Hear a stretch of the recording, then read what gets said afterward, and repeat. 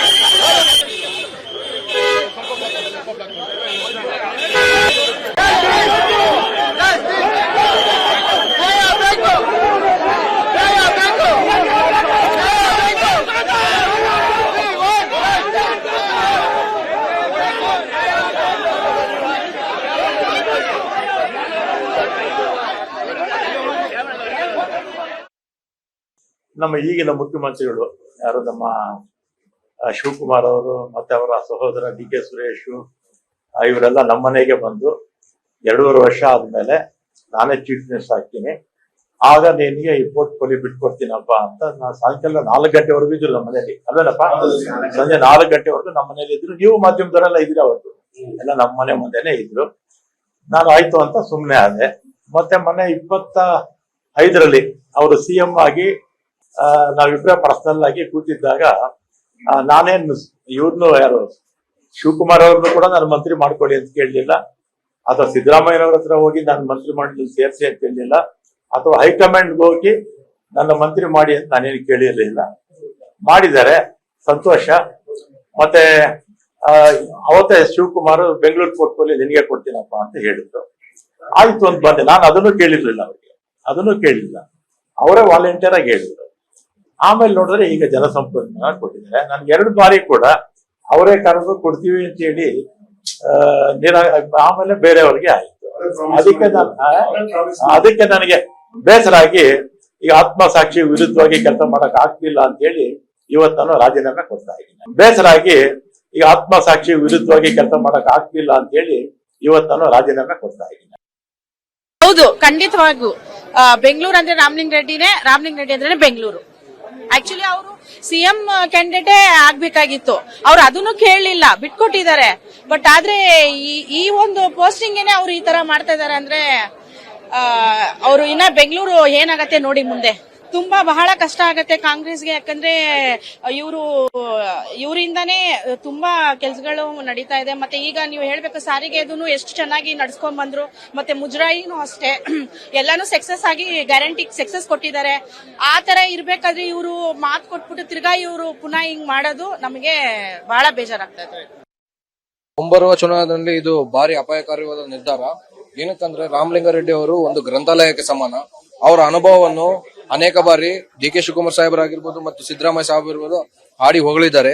ದುಃಖಕರಿ ಸಂಗತಿ ಏನಂತಂದ್ರೆ ಅವರು ಈಗಿನ ರಾಜಕಾರಣಿಗಳು ಯಾರೇ ಇರ್ಲಿ, ಒಂದು ಸಲ ಮುಜರಾಯಿ ಇಲಾಖೆಯನ್ನು ಅಥವಾ ಸಾರಿಗೆ ಖಾತೆಯನ್ನು ನಿಭಾಯಿಸಿದವರು ಪ್ರತಿಯೊಬ್ಬರು ಮುಖ್ಯಮಂತ್ರಿ ಖಾತೆಯನ್ನು ವಹಿಸಿದ್ದಾರೆ. ಆದ್ರೆ ಸಾಹೇಬರು 2 ಸಲ ಸಾರಿಗೆ ಸಚಿವರನ್ನು ಆ ಖಾತೆಯನ್ನು ಸಂಪೂರ್ಣವಾಗಿ ನಿಷ್ಠೆಯಿಂದ ಕ್ಲಿಯರ್ ಕಟ್ ಆಗಿ ಡೆವಲಪ್ಮೆಂಟ್ಸ್ ಮಾಡಿದ್ದಾರೆ. ಅವರು ಮುಂಬರುವ ದಿನದಲ್ಲಿ ಉನ್ನತ ಸ್ಥಾನವನ್ನು ಏರ್ಬೇಕಂತೇಳಿ ನಮಗೆ ಕಾರ್ಯಕರ್ತರಾಗಿ ಅನೇಕ ಜನ ಯುವ ಕಾಂಗ್ರೆಸ್ ಡಿ ಕೆ ಶಿವಕುಮಾರ್ ಅವರು ಮನೆಗೆ ಬಂದು ಅವ್ರಿಗೆ ಮಾತು ಕೊಟ್ಟಿದ್ರು, ನಿಮಗೆ ಬೆಂಗಳೂರು ನಗರಾಭಿವೃದ್ಧಿ ಸಚಿವರು ಮಾಡ್ತೀವಿ, ನನಗೆ CM ಆಗುತ್ತೆ, ನಾವು ಬೆಂಗಳೂರು ನಗರಾಭಿವೃದ್ಧಿ ಸಚಿವರು ನಿಮಗೆ ಕೊಡ್ತೀವಂತೆ ಮನೇಲಿ ಬಂದು ಮಾತು ಕೊಟ್ಟು ಈ ರೀತಿ ಮಾಡಿದ್ದಾರೆ. ಅವರು ಕೇಳ್ತಾ ಇರೋದು ಒಂದೇ ಈಗ ಜಲಸಂಪನ್ಮೂಲ ನಮಗೂ ಅದಕ್ಕೆ ಸಂಬಂಧ ಇಲ್ಲ. ನಾವು ಬೆಂಗಳೂರಲ್ಲಿ ಬಹಳ ಎಲ್ಲ ತಿಳ್ಕೊಂಡಿದ್ದಾರೆ. 8 ಬಾರಿ ಶಾಸಕರಾಗಿದ್ದಾರೆ, ಮಿನಿಸ್ಟರ್ ಆಗಿದ್ದಾರೆ. ಬೆಂಗಳೂರು ಇಂಚಿಂಚೂ ಗೊತ್ತಿರೋ ವಿಚಾರ ಸರ್. ಬೆಂಗಳೂರು ಜನತೆಗೆ ರಾಮಲಿಂಗಾರೆಡ್ಡಿ ಅಂತ ಹೇಳಿದ್ರೆ ಗೊತ್ತಿಲ್ಲದಿರೋರು ಯಾರೂ ಇಲ್ಲ. ಹಾಗಾಗಿ ಅವ್ರಿಗೆ ಬೆಂಗಳೂರು ಕೊಟ್ಟರೆ ಇನ್ನೂ ಹೆಚ್ಚಾಗಿ, ಯಾಕಂದ್ರೆ ಮುಂದೆ JBA ಎಲೆಕ್ಷನ್ ಬರ್ತಾ ಇದೆ, 5 ವಿಭಾಗಗಳು ಮಾಡಿದ್ದಾರೆ. ಹಾಗಾಗಿ ರಾಮಲಿಂಗಾರೆಡ್ಡಿ ಅವ್ರಿಗಿರೋ ಅನುಭವನ ಈ ಎಲೆಕ್ಷನ್ಗೆ ಉಪಯೋಗಿಸ್ಕೋಬೇಕಾಗಿತ್ತು. ಆದರೆ ನಮಗೆ ಬಹಳ ಅನ್ಯಾಯ ಆಗಿದೆ. ನಮ್ಮ ಕಾರ್ಯಕರ್ತರ ನಮಸ್ಕಾರ.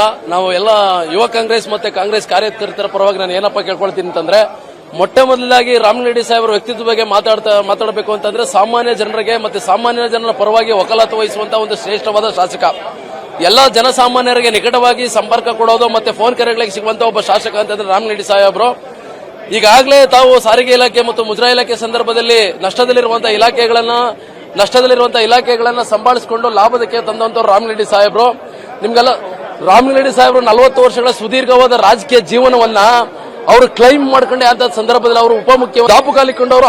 ಅಂತವ್ರಿಗೆ ಡಿ ಕೆ ಶಿವಕುಮಾರ್ ಅವರು ಮುಖ್ಯಮಂತ್ರಿ, ನೀವು ಮಾತು ಕೊಟ್ಟಿದ್ದೀರಾ ಅದನ್ನ ದಯವಿಟ್ಟು ಉಳಿಸ್ಕೊಳ್ಬೇಕು. ಯಾಕಂತಂದ್ರೆ ದೇಶದ ಯಾವುದೇ ಮೂಲೆಯಲ್ಲಿ ರೋಗ ರುಜಿನಗಳು, ಬರಗಾಲ, ಪ್ರವಾಹ ಬಂದಂತ ಸಂದರ್ಭದಲ್ಲಿ ದಿನಸಿ ಆಹಾರ ಟ್ರಕ್ಗಳ ತಗೊಂಡೋಗಿ ಜನರಿಗೆ ಸಹಾಯ ಮಾಡುವಂತ ಒಬ್ಬ ವ್ಯಕ್ತಿತ್ವ.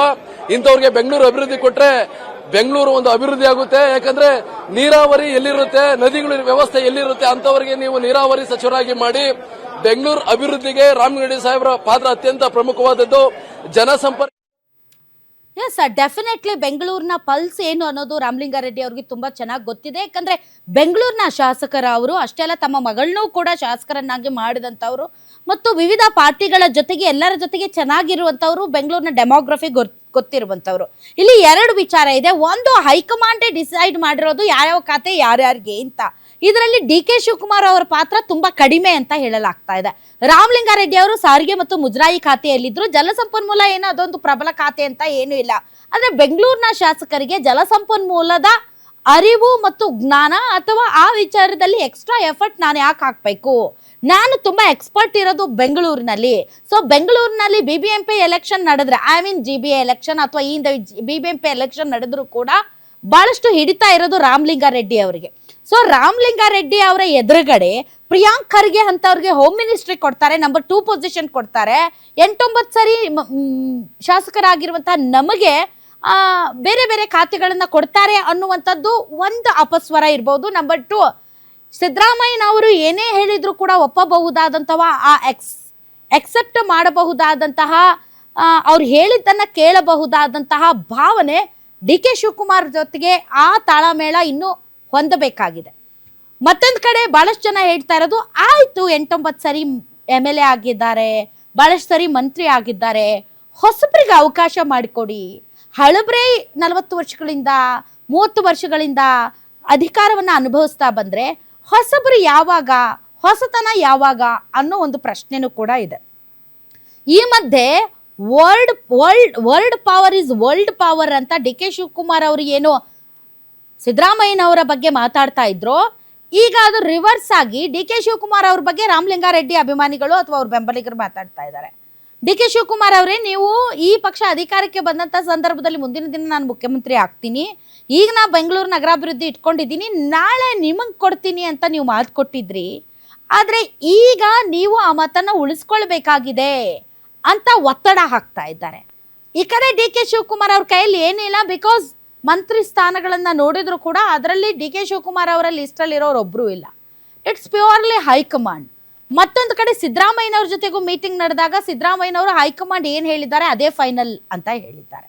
ಮತ್ತೊಂದು ಕಡೆ ಹೈಕಮಾಂಡ್ ಕೂಡ ಆದಷ್ಟು ಒಪ್ಸಕ್ಕಾಗ್ಲಿಲ್ಲ ಅಂತಂದ್ರೆ ಅವ್ರ ರೆಸಿಗ್ನೇಷನ್ ನ ಒಪ್ಕೊಳ್ಳಿ, ಅಂಗೀಕರಿಸಿ ಅಂತ ಹೇಳಿದ್ದಾರೆ.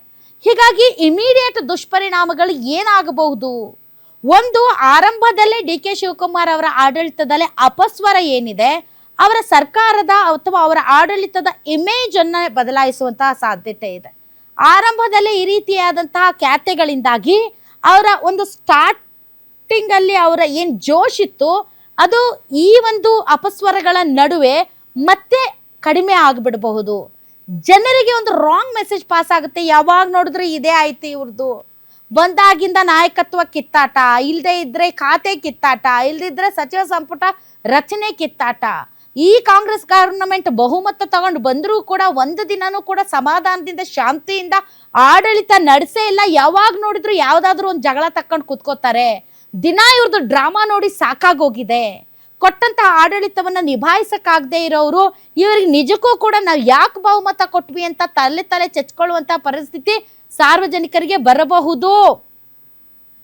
ಡಿ.ಕೆ. ಶಿವಕುಮಾರ್ ಅವರು ಅಧಿಕಾರ ಸ್ವೀಕರಿಸಿದ ಸಂದರ್ಭದಲ್ಲೇ ಆಗ್ತಾ ಇರುವಂತಹ ಈ ಬೆಳವಣಿಗೆಗಳು ಹಾಗೆ ನೋಡಿದ್ರೆ ಇದು ಹನಿಮೂನ್ ಪೀರಿಯಡ್ ಅಲ್ಲ, ಇದು ಹೊಸ ಸರ್ಕಾರ ಅಲ್ಲ, ಇದು ಆಲ್ರೆಡಿ 3 ವರ್ಷ ಆಡಳಿತ ನಡೆಸಿರುವಂತಹ ಸರ್ಕಾರ ಮತ್ತು ಹೊಸ ಮುಖ್ಯಮಂತ್ರಿ ಬಂದಿದ್ದಾರೆ, ಮುಖ್ಯಮಂತ್ರಿ ಬದಲಾವಣೆ ಆಗಿದ್ದಾರೆ.